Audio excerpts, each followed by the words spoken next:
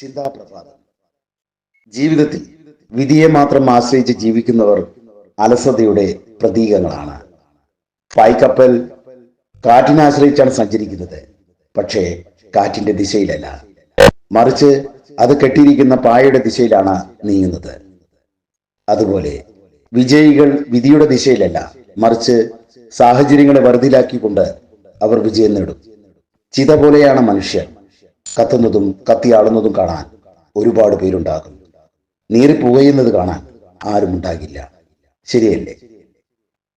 ഒരു പോരായ്മയും സംഭവിക്കാത്ത ഒരു ദിനം പോലും ഉണ്ടാകില്ല.